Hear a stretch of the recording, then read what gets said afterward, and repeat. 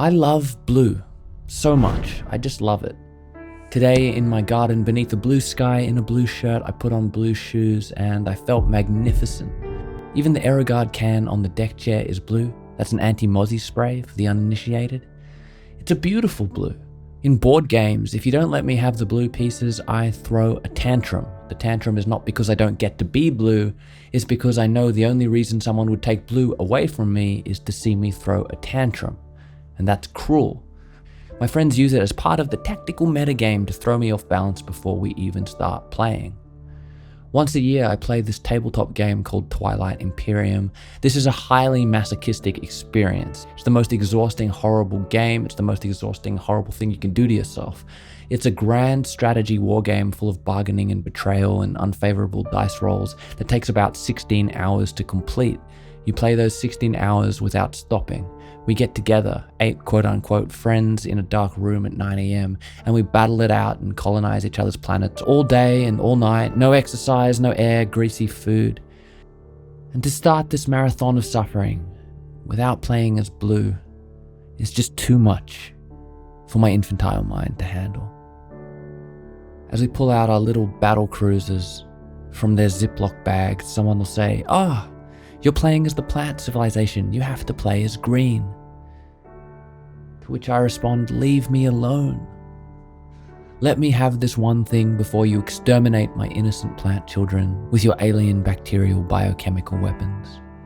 Let me be happy at least until the game starts. I have a point with all this. My point is that blue is so wonderful. It's so wonderful that I want to walk out of the room if I don't get to have my little blue plastic pieces. You can decide for yourself where this behavior places me on the spectrum. Why do I love blue so much? I've been over-examining this. Russian painter and art theorist Wassily Kandinsky said this of blue. The power of profound meaning is found in blue. First in its physical movements of retreat from the spectator, second of turning in upon its own center. The inclination of blue to depth is so strong that its inner appeal is stronger when its shade is deeper. Blue is the typical heavenly color. The ultimate feeling it creates is one of rest, supernatural rest, not the earthly contentment of green. The way to the supernatural lies through the natural. When it sinks almost to black, it echoes a grief that is hardly human. When it rises towards white, a movement little suited to it. Its appeal to men grows weaker and more distant. In music, a light blue is like a flute, a darker blue, a cello, still darker, a thunderous double bass, and darkest blue of all, an organ. Wow. What a passage. There really was something in the water, some wonder drug flowing through the St. Petersburg aqueducts in 19th century Russia. Man, Russians back then could write like nobody else. No wonder I like blue. It's divine. It's a metaphor for heaven. It's a symphony. What a color. Whenever I think about blue, which is quite a lot, I think of this poem by Charles Bukowski called Bluebird. I read it when I was about 18 and it made me realize that poetry could be edgy and cool. Charles Bukowski was, of his own admission, a womanizing drunk, which makes this poem hit harder. I watched a documentary about him and he did seem like he was a mess, and I'm using mess generously. And this poem means a lot to me. It doesn't really relate to the aesthetic or emotional properties of blue conceptually, but it does relate to why I love blue. Bluebird came at a time where I was discovering things like poetry, so it's special.